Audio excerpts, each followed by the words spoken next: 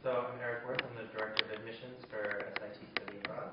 I've been at S.I.T. for 5 years now, and prior to working at S.I.T., I've been a program coordinator for a small study abroad provider, the resident director for a study abroad program in Spain, and the associate director for Suffolk University working with incoming international students. My name is Ryan Rath, and I'm the admissions manager for the Experiment International Living. I've been doing this for a couple of years now. I started as a group leader for the Experiment. I took a group of high school students to Germany a few years ago. And before that, just to talk about my study abroad experience, when I was 19, I did a semester abroad in a very bad program. But it was a good chance to get out of the country.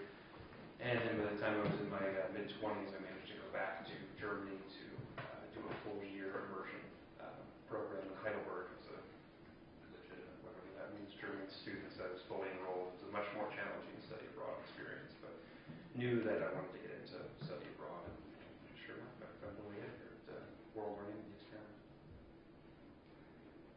Very nice. Okay, so I'm not sure how this has been done in the past, but you want to explain kind of some of the enrollment kind of management kind of decisions and kind of the gist of your job and position? Sure. So just to, usually when we talk with IE students, it's what questions do you have, or practitioner inquiry.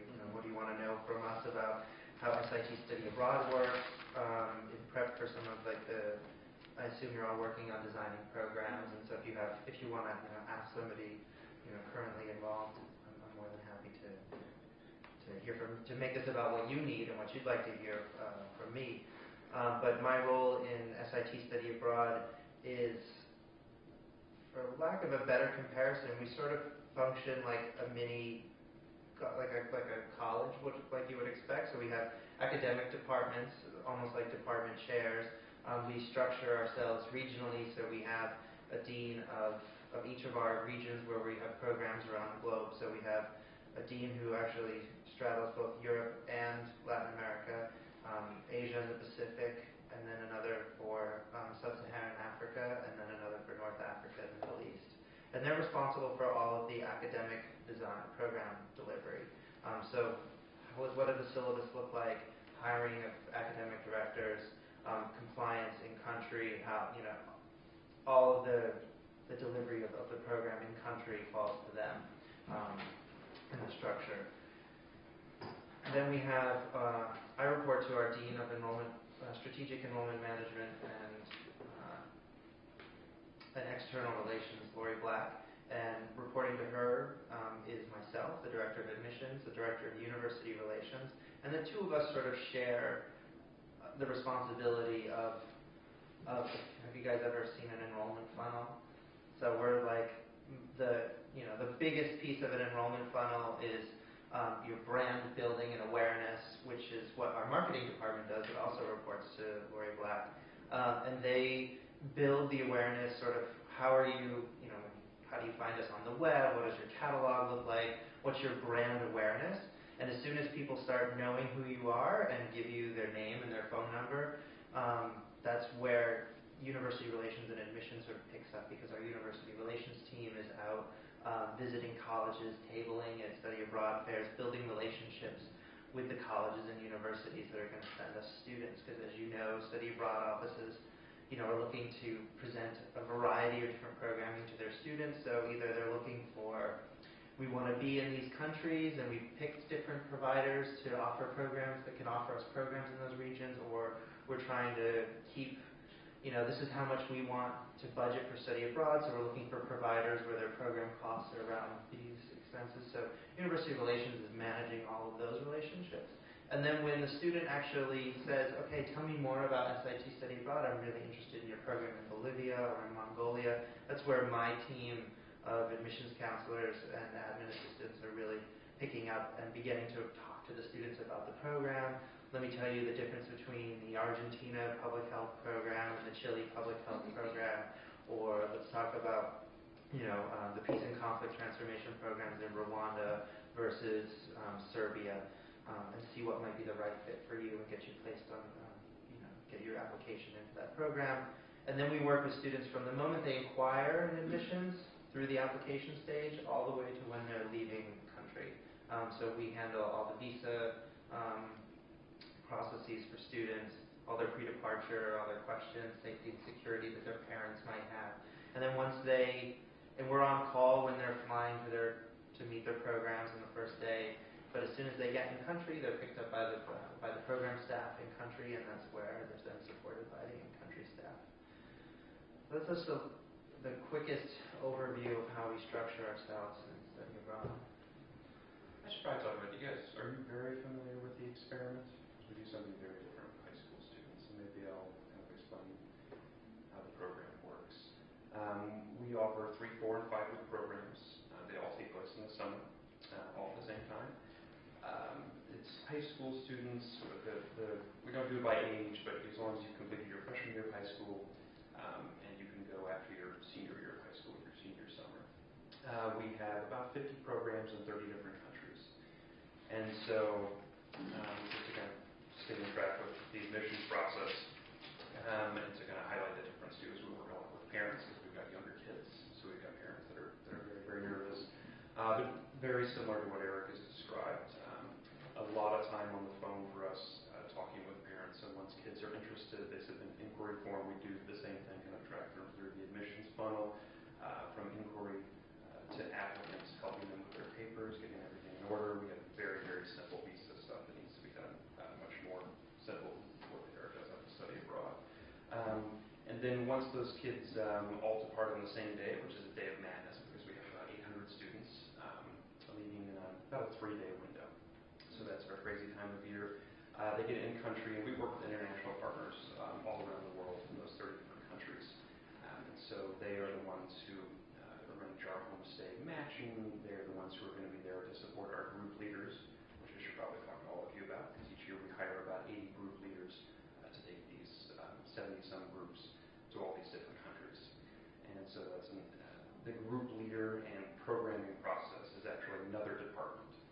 So once those students are in country with their leaders, with our international partners, then we turn over the contact with leaders and students and parents to the EIL programming department. So that's when they actually leave the admissions department. So leading up to that, a lot of our job is hours and hours on the phone, a lot of, I don't want to say persuading, but convincing, explaining, talking to parents. It's very difficult for parents to imagine, their 15-year-old baby in Mongolia. So it's talking a lot about program safety. It's the number one topic, it probably is for you guys as well. But there is not only the students explaining about the program to students, getting them interested, and then it's kind of following up with the parents and getting them convinced that, look, we've been doing this for 80 years. It's going to be very safe. The program is really run in country, but we're always here for support during the summer. So the students, where do they depart from usually? Do they depart from there? Do they meet somewhere for orientation? And then We do group travel. Okay. And I should talk about cultural immersion programs too, because as you're designing programs, there's a cultural immersion is a bit of a buzzword. But the groups actually meet in about 4 international departure airports around the country. So we've got the groups in Asia departing from California, Europe, JFK, Latin America, Miami, and Scotland for some reason in Newark.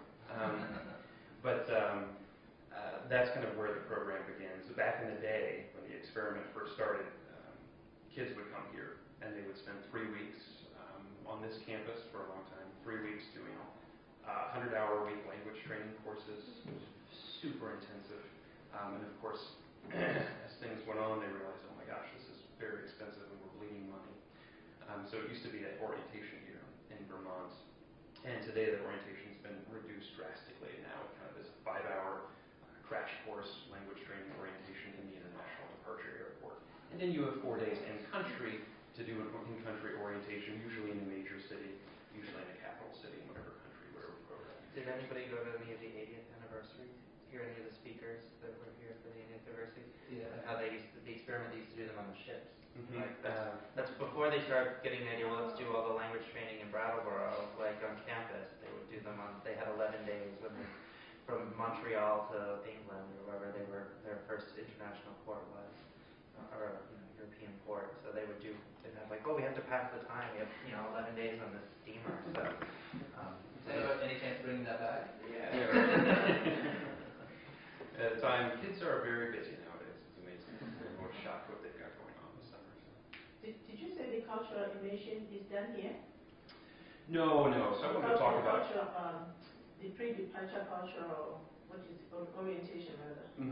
Orientation starts here in this country. But the experiment has been, hopefully always will be, a cultural immersion program. And a lot of our quote-unquote competitors have probably used that term as well. But what the experiment was founded on in 1932, I won't bore you with the history too much, but a frustrated German teacher, the students weren't learning German, took them down to the docks, put them on a boat, went to Germany, found some families for them to stay with. And they came back from this trip and they were speaking German fluently, wonderful. So that basically in 32 was for all intents and purposes, the creation of the homestay experience. That was how you learned about other people. You didn't go to another country and take a bunch of classes on peace building and conflict transformation. You just went and lived with them in their house. That was the idea. It's a long time ago. So today the experiment still has a homestay in every single program. They range from 10 to 17 days.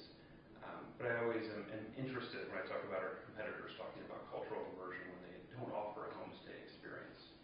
So that would always be the follow-up question for me if I was talking to someone about a study abroad program for a high school student that's a month long and they say, we offer cultural immersion. Well, how exactly do you offer cultural immersion when there's not a homestay component?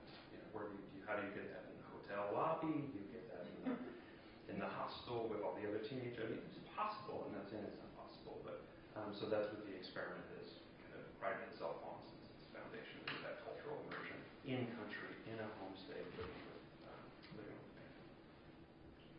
Ryan, how do you vet the families that you put the students with? I've always been curious about that. Sure. Our partners do that, so we share pieces of the application, and some of the pieces of our application are actually created for our partners so that they can do that.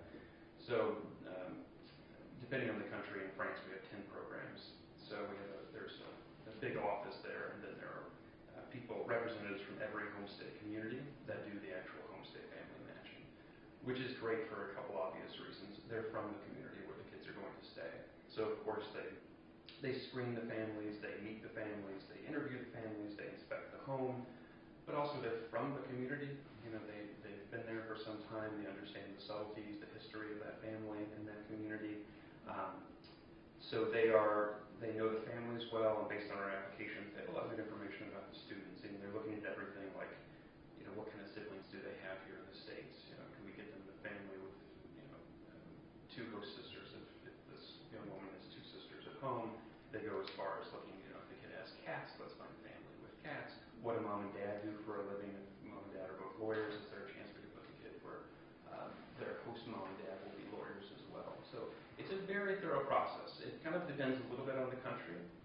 Sometimes you don't have that much variety, but certainly in our major sending countries, like France and Germany and Italy, they are able to be very, very, very thorough. South Africa, sometimes you kind of got to make do, so they're not able to be that selective. Do you have a lot of kids calling their parents saying, this sucks, I don't want to be in this family, I want to do somewhere else? It's surprisingly few. It's texting's actually the worst thing. The calling wasn't that bad because they actually have a conversation, but that is the worst possible thing. Because the kid those are the two words that come.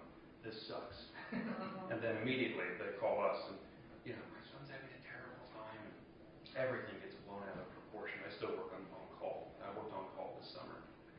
So that's usually where the biggest problems emerge is too little communication, between the parent and students. So very interesting now with international cell plans and SIM cards going in iPhones. Definitely changes things. Helicopter parents. Yes, yeah. Are you guys familiar with the model of S.I.T study abroad? Like what makes an S.I.T study abroad program an S.I.T study abroad program? We've heard about it. I don't actually know it. Please tell us. I don't know. We've had professors discuss it, but. So the S.I.T model is field-based experiential experiential learning programs that focus on examining critical global issues from engaging with local communities and practitioners that are experts in their field. So what makes an S.I.T. Study Abroad program unique from, say, CIEE or IES or some of the other big study abroad providers is that because S.I.T. builds its academics from our own accreditation as an institute, since S.I.T. is accredited by NEASC, your graduate program or study abroad programs, we don't need to affiliate ourselves. We don't need to say, oh, your credits are coming from the University of X, Y, or Z, and then they'll transfer back to your home university. As you get an S.I.T. transcript, and your university will then transfer the credits, back to your degree program. So that allows us to really focus on what's being done in the field, as opposed to what what's just being said in the classroom. So our students, they all stay with homestay families like the experiment. So we believe that that's a really integral part of cultural immersion, is being a part of a local community, not just renting an apartment with some other students who might be all be foreigners themselves, or not presenting the same kind of opportunities that being with a homestay family. Students take an intensive language seminar where if English is not the native language of where the students are studying, they take, not just, if it's an area where there's a colonial language, they may take that, and they may also take the native language as well. So, of course, if you're in France or Spain, taking French or Spanish, but then if you're in Senegal, you're taking French and Wolof, for example, or if you're in Madagascar, it's Malagasy and French, or depending on where you're at. Bolivia, they're taking Spanish, Quechua, and Aymara. And the program directors are in charge of that, the country directors? The academic directors are responsible for all of our programs carry around 16 credits, and so they're responsible for it. They're not going to teach the course themselves, they hire the faculty. So in Czech Republic, we have a program on post-communist transformation in the arts in Czech Republic, and our academic director finds an amazing language teacher. She's actually like the premier authority on Czech linguistics, and writes this amazing textbook that she uses our S.I.T. students as her test subjects for her textbook. So they actually get the benefit of using the textbook that will then become the authority on Czech language teaching. And so then they bring in history teachers to so the other part, so we've got intensive language study, we have thematic seminar, which is sort of steeping the students in what they need to know in the background history, the culture, politics, social studies of the area.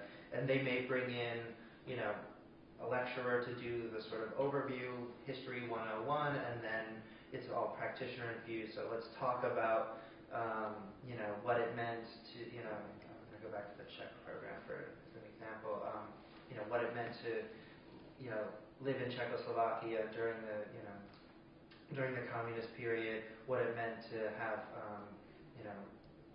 your neighbors informing on you and know that the government was keeping files on all the citizens. And then in the afternoon, you're going to go visit a center for the study of totalitarian regimes and actually open files on people. And it's really great because one of the people giving the lectures for this particular program is this woman who was involved with the underground theater movement during the 80s, and the Cambridge University Underground, where they were giving underground degrees to Czechs, doing band performances of S.I.T. and sort of using theater as a political tool to raise awareness and revolutionary movements. And of course, so they're talking with her. She's talking about her experience in the 80s, knowing that she was being followed, what it was like to get in and out of the country and work with different dissident groups. And then in the afternoon, they go to this center and open her file and look at it, and they talk about privacy issues so what we try to do on all of our programs is that intersection of theory and practice.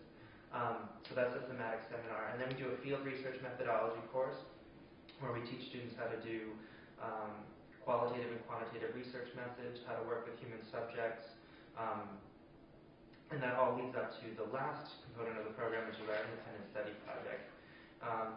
And the ISP has been the hallmark of S.I.T. study abroad programs because it allows students to take the first, the typical semester program is 15 weeks. You've got 4 months. The first 3 months is about language study, thematic seminar, and field research methods. And then the last month is the independent research project where you've been working with the academic director to say, I really want to do my research on this topic because we talked with this practitioner, or we met with this NGO or this community organization, and I formulated this topic, and I want to work with this person as advisor, or the academic director that says, I know the perfect advisor for you because our academic directors are all, long-term experts and professionals in the fields that they're delivering the programs on. So the network is amazing that the students can tap into, and they do this 1-month independent research project. They write about a 40-page paper. They're living on, they usually live on their own, or they may live in small groups. They may return to one of their field locations where they've gone on excursion, or they may choose to stay in a major city. Some of them actually go to neighboring countries or border areas, and they do their research, and then the last week they all come back together and they present in a symposium their research topics to each other. We have 65 different programs. That's probably the model on about 40 or about 58 of them. We have 2 programs instead of an ISP. They do a community service project. Those are programs in France and Spain. So the students spend the first 3 months designing a community service project that then they go and work on and reflect on. To have a reflective symposium at the end of their community service project. And then we have a portfolio of comparative programs called the International Honors Program, and they examine critical global issues in a global context. So they'll visit, in the course of a 15-week semester, 5 different cities around the world to examine topics on globalization. Actually, is a year-long program that we have. We have a Cities in the 21st Century program that looks at urban development in cities around the world, and then community health and development. And because they travel to 5 different places, it'd be hard to do one research topic. So they have a case study as part of their capstone for those programs. So that's just the model. That's how when I'm talking to prospective students on the phone, or where we've got fairs, and they say, so, you're at a sea of thousands of other, programs and providers, and you say, well, what makes you different and unique? You really want to think, well, how do we stand out, and what are we offering students? So that's what we bring to the field of international education. Homestays, as you were saying, we vet our homestay. We have homestay. The academic directors have homestay coordinators in their field offices, and they're, for some of our programs, for example, our Brazil Amazon Resource Management Program has been going on since 1983, and the homestay coordinator has been with us, for just about as long, and we tend to work with a lot of the same families and been in the same communities for as long as the programs have existed in those areas. And we try to look for homestay families similarly to what Ryan said, where they actually have something to do with the program. So if we're looking, if the program is about environmental policy, if we're looking for new homestay families, we're advertising for homestay families in the kinds of publications and places where people engaged in those topics are actually going to be looking. So we don't just want the typical Spanish senora whose family's all moved out of the house and they're just looking, got an extra room to rent, and you're going to, live there, and yeah, she'll do your laundry and clean, and you'll end up maybe late night talking about some issues in front of watching TV, but we really want our homestay families to engage with students. Go, so what did you learn today? And let me tell you what I'm doing with that. And so we want that to be another piece of the cultural immersion and the thematic seminar to play into a piece of that. So now, in admissions, what are the criteria for both programs? Like, is there GPA? Is there recommendations? So in study abroad, we recognize that because we're field-based and experiential learning focused, we want to do a holistic application review. And you also have issues of, so our minimum GPA is a 2.5. We require 2 academic references. We require 3 essays where we ask you to reflect on how a field-based experiential learning program fits with your academic goals. We ask that you reflect on a cross-cultural experience that you have had and how it's affected and influenced you, and then we ask you to also reflect on your home community and what that means to you. We ask for a writing sample or a resume, depending on the program. We may also interview you if we're really concerned about your ability to engage with difficult topics. We have topics on post-genocide reconciliation that are quite challenging. The students see, they'll see mass graves. They're going to see a lot of work with a lot of families and people who've been directly affected. And we want to make sure that they can understand that this isn't, it's not poverty tourism that we're not doing. It's not, they're going to need to have a certain level of maturity and respect. And so we may interview them for those kinds of things. And we may interview students to understand for our comparative programs because they travel so much together. We're really concerned about group dynamic. So we're going to ask them questions about how they view themselves in groups, how they work together, understand their positioning. Because as much as we want everyone to want to be a leader, what does it mean to have a group of 35 leaders? Maybe you want people who are followers, and you want to build that dynamic. And we also look at your transcripts as well, because we know that GPAs and everything, the schools you come from may have grade inflation, but 2.7 may be a lot harder to get at Davidson College than it is at UNC Chapel Hill or Mount Holyoke. So you kind of have to realize that GPA isn't everything, but we do look at the courses you've taken as well. I'd say, it's tricky sometimes. What is the age of these programs? I mean, typically they're juniors, so 19, 20. But I mean, that's average to, but we certainly get students who are, non-traditional students. We've had a 45-year-old, 35-year-old, 26-year-old. I mean, we've had a 17-year-old, who was a, child prodigy, and then all of a sudden your liability forms go out the window because, you assume that everybody who's signing your forms is the age of majority, and what does that mean if all of a sudden they're not? We don't have an age policy. Specifically as a non-discrimination, to be non-discriminatory explicitly in our policies saying you must be 18 to go in this program. But if I get a 17-year-old, I'm going to look at what program do they want to go to, what is the age of majority in that country, how much liability and risk do we want to open ourselves up to. You can't just send it over to Ryan. Well, they want college credit, and Ryan's programs don't offer, are non-credit bearing, and ours are credit bearing. So primarily it's undergrad. We have two programs for graduate credit in the summer, our program in the Balkans and our program in India can take for graduate credit in the summer. But yeah, if you were a graduate student wanting to go on one of our programs, you have to be okay with the idea that you're getting undergraduate credit for the program. Did you, while we are still on credit, did you say they get 16 credits for the semester, so 4 4-credit courses. That's good. Yeah, I mean, you have to be, for a lot of places, 12 is the minimum amount to be considered full-time enrolled. So if you want access to federal financial aid, you need to be enrolled in at least 12 credits here in the U.S. And so they pay tuition to you, but they probably pay like a program fee to their university. It depends on the university.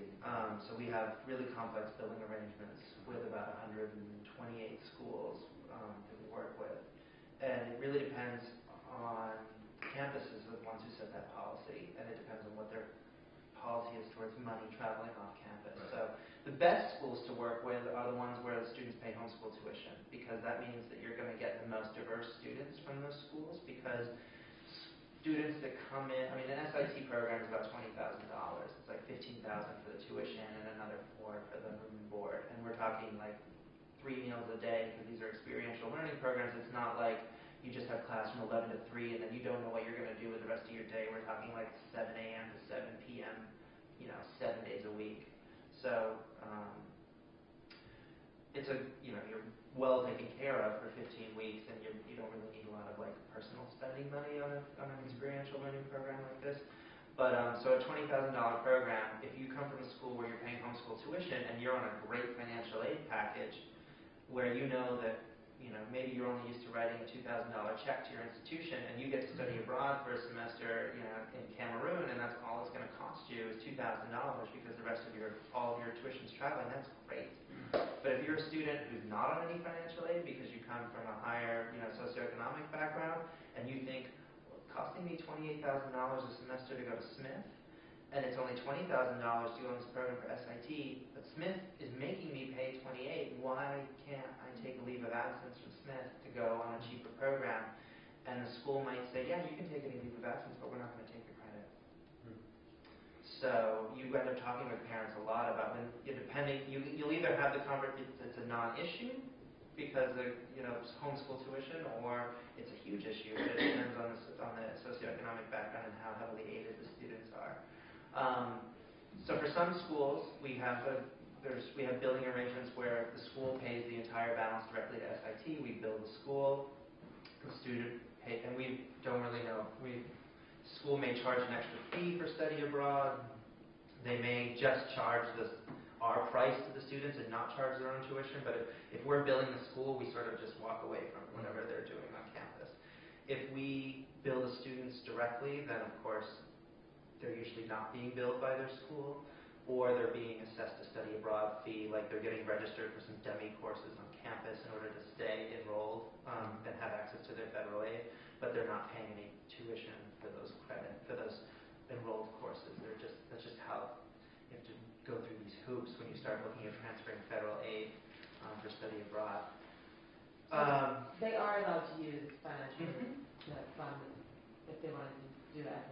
Federal and state aid typically travel, but institutional aid is solely at the discretion of the school, and that's whether or not they want to see those dollars, transfer going off campus. And so we keep a lot of records on our sending schools. So, like, what are their homeschool billing process? What's the billing agreement?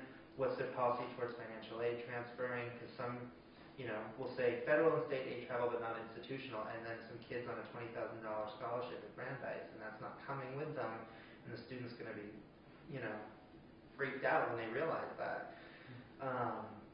Yeah. So does that influence your recruitment in terms of how that goes? Yes. So there are schools that we love for their billing arrangements, and and then there's state schools where in-state tuition is $11,000, and a program like ours is way out of the range. But if we have a commitment to really being reflective of the U.S. undergraduate population and the kind of diversity that's in the U.S. And wanting to represent that around the world, how do we make our programs more affordable? And so we'll try to do things like targeted scholarships to state schools. So when we go on to a campus where we know that we're going to be pricing ourselves out of the students' budgets, what kind of, can we offer like targeted scholarship funding? So let's just tell the school, we're going to do $20,000 worth of scholarshiping for your students. You'll decide how you want to distribute that money. You'll form your own scholarship committee on campus. And so the S.I.T. students that get admitted to our programs can then apply for additional aid from the schools to help bring the cost in line with what they're able to pay. It depends on what your enrollment management approaches are. I mean, our goal, as I was saying, is to we want a diverse student body, because you don't want just rich kids who can pay. You want to be reflective of, you want to be as inclusive as you can, and so we work hard to develop different strategies. Right now we match Pell grants, so if you're on the Pell, we'll automatically say, okay, you got the $2,775 for the semester for Pell that will transfer, so that money will come and discount your study abroad program. We're going to match that and discount your program another $2,775 automatically. We offer our own scholarships as well, and then the advancement office, as an alum, when you become an alum, they'll not only be contacting you to ask you to give to your new alma mater, but we're also contacting alums of our study abroad programs and their parents and saying, encouraging them to give, to contribute towards scholarships, and encourage people to make large and generous donations for reoccurring scholarships. And we have a couple of restricted funds that provide scholarships around environmental programs or international development or international studies. So if any of you becomes wildly wealthy or and would like to set up a restricted fund where the interest from your large donation funds a scholarship to a student every semester, the advanced office would be very happy to give it to you. And it's tax deductible too. Sorry, I'm going to monopolize it. No, your admission. That's good. And I'll pick up right there. That's a good segue. less words, and that's cultural immersion, and after that cultural immersion, we're talking to the high school students again.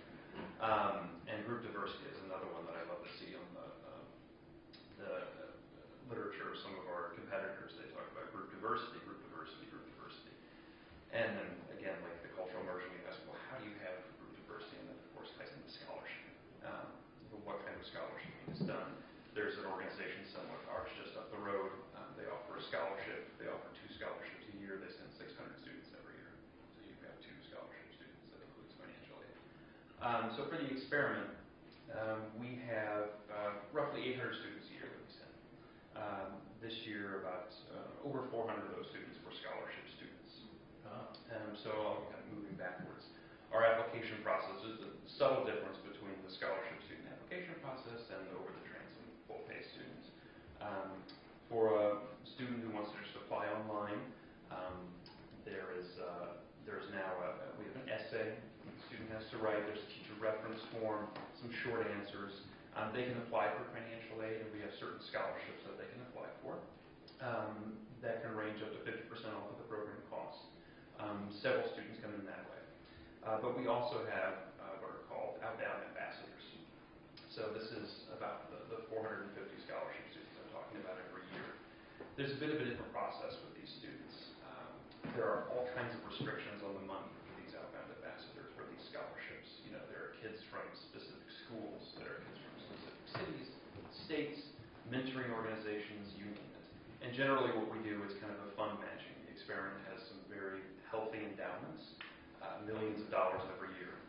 And so a mentoring organization will come to us and say, hey, experiment, we've got 20 kids this year that we think are great. We'd like them to go on programs which we probably only, we can provide half of the tuition for